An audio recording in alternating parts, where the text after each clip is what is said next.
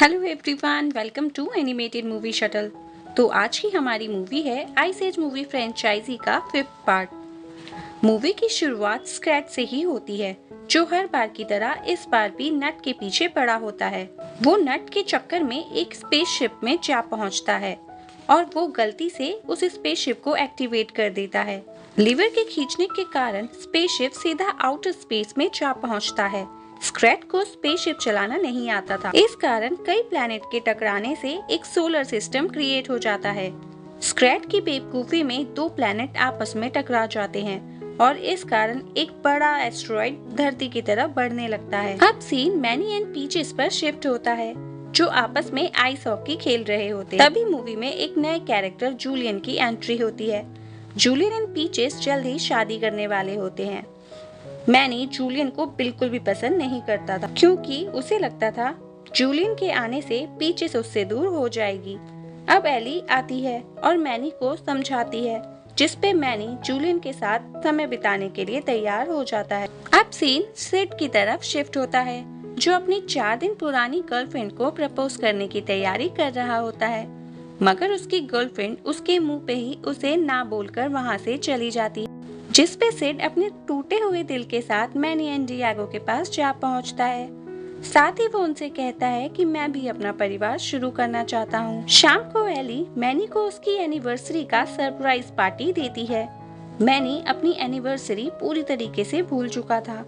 सारे जानवर मैनी से एली के गिफ्ट के बारे में पूछते हैं। तभी आसमान में आतिशबाजियां होने लगती है, जिसपे सबको लगता है ये मैनी का एली के लिए एक सरप्राइज है। ये देख के सारे जानवर मैनी से बहुत खुश हो जाते हैं। पीचेस मैनी एंड एली को बताती है कि शादी के बाद वो लोग पूरी दुनिया घूमने जाने जाते हैं और वो लोग मैनी एंड एली के साथ नहीं रहेंगे। ये सुन के मैनी एंड एली बहुत दुखी हो जाते हैं। तभी आसमान से बड़े बड़े आग के गोले गिरने लगते हैं, जो वही एस्टेरॉइड होता है जिसे सबने मैनी का सरप्राइज समझा था। सब लोग अपनी जान बचाते हुए केव में जाके छिप जाते हैं, जहां रात भर वो लोग छिप के डर के साए में समय बिताते हैं। तभी एस्टेरॉइड का एक टुकड़ा लॉस्ट वर्ल्ड में जा गिरता है, जहां हमें 3 डायनासोर दिखाए जाते हैं। इसमें बड़े डायनासोर का नाम गैबिन होता है, जिसके 2 बच्चे होते हैं। वो पूरी फैमिली मिलके एक डायनासोर के अंडे को चुरा रही होती है। तभी वहाँ बक आ जाता है। वो उन तीनों के चंगुल से अंडे को वापस छीन के उसकी मॉम को लौटा देता है। बार बार बक से शिकस्त खाने के बाद केविन डिसाइड करता है कि वो बक से बदला लेके रहेगा। बक अंडे को लौटा के वापस जा ही रहा होता है, तभी उसे रास्ते में एक सीक्रेट जगह मिलती है, जहाँ फ्यूचर की भविष्यवाणियों से रिलेटेड एक टैबलेट होता है। उधर दूसरी तरफ सुबह होने पर सारे एनिमल्स केव से बाहर आते हैं और बाहर का खौफनाक नजारा देख के बहुत ही डर जाते हैं। तभी एक भयानक और डरावना साया उनकी तरफ बढ़ने लगता है, जो कि बक होता है। वो अपने साथ वही टैबलेट लेके आया होता है। वो सबको टैबलेट में लिखी बातों को समझाने लगता है। वो कहता है कि ऐसे एस्टेरॉइड धरती पर पहले भी गिर चुके हैं, जिसने पहले रेंगने वाले कीड़ों उसके बाद डायनासोर का सफाया किया था। अब बारी है मैमल्स की। अगर हमने भी बाकियों की तरह कुछ नहीं किया तो हमारा भी काम जल्द ही तमाम हो जाएगा। बक सबको वोल्केनो की ओर चल के एस्टेरॉइड का निपटारा करने के लिए कहता है। सबको बक की बात माननी पड़ती है, क्योंकि उनके पास कोई और ऑप्शन नहीं होता। इसलिए सब बक के पीछे पीछे उसी वोल्केनो की तरफ बढ़ने लगते हैं, जहां हर बार एस्टेरॉइड आकर गिरता। बक के पीछे पीछे वो तीनों डायनासोर्स भी आ जाते हैं। गैबिन अपने बच्चों से कहता है कि हमें बक के प्लान को रोकना होगा। जब एस्टेरॉइड गिरेगा तो सारे एनिमल उससे मारे जाएंगे और हम सब उड़ के अपनी जान बचा लेंगे। इसके बाद पूरी दुनिया पर हमारा ही कब्जा होगा। गैबिन का बेटा रोजर थोड़ा समझदार होता है। वो कहता है कि हमें बक का साथ देना चाहिए, लेकिन गैबिन पर बदला लेने का भूत सवार होता है, इसीलिए वो किसी की भी बात नहीं सुनता। अब सीन मैनी पर शिफ्ट होता है, जो पीचेस एंड जूलियन के साथ होने पे खुश नहीं होता। मैनी एंड एली डिसाइड करते हैं कि वो मिलके पीचेस को उनसे दूर जाने से रोक लेंगे। बक को कुछ दूर चलने पर एस्टेरॉइड के टुकड़े मिलते हैं। बक को मालूम चलता है कि ये स्टोन मैग्नेटिक हैं, इसीलिए वो प्लान बनाता है कि हम किसी तरह एस्ट्रॉइड के टुकड़ों को इकट्ठा करके वापस स्पेस में भेज देंगे, ताकि इससे अट्रैक्ट होके आने वाला एस्ट्रॉइड भी अर्थ पर ना आके वापस स्पेस में चला जाए। बक को आसमान में डायनो फैमिली दिखती है, जिससे बचने के लिए वो सबसे जंगल वाले रास्ते से चलने के लिए कहता है। तभी उस पे डायनासोर्स अटैक कर देते हैं, मगर बक उनसे बच के जंगल की तरफ जाने लगता है। सब रास्ते में पड़ने वाले रिवर तक जा पहुंचते हैं, मगर सबको समझ नहीं आता कि वो रिवर को कैसे पार करें। तभी हमें स्क्रैट को दिखाया जाता है, जो नट को पाने के लिए पूरे के पूरे मून को ही घुमा देता है। मून के ग्रेविटेशनल फोर्स से रिवर का पानी ऊपर उठ जाता है, जिससे सारे एनिमल्स आसानी से रिवर क्रॉस कर लेते हैं। मगर एक नई मुसीबत उनके सामने खड़ी होती है। स्क्रैट के स्पेस से छेड़छाड़ करने के कारण बहुत ही भयानक इलेक्ट्रिक स्टॉर्म उनके ऊपर मंडराने लगता है, जिसमें पीचेस फंस जाती है। मैनी एली पीचेस को बचाने की कोशिश करते हैं, मगर वो खुद उस स्टॉर्म में फंस जाते हैं। तब डिएगो पॉसम की मदद से सबको उस इलेक्ट्रिक स्टॉर्म से बचा लेता है। अब रात में सब रेस्ट करने रुकते हैं, जहां मैनी जूलियन के साथ गेम खेलने जाता है और एली पीचेस को समझाने की कोशिश करने लगती है कि वो अकेले मुसीबतों से सामना करने के लिए रेडी नहीं है, ताकि पीचेस शादी के बाद उन्हें छोड़कर ना जाए।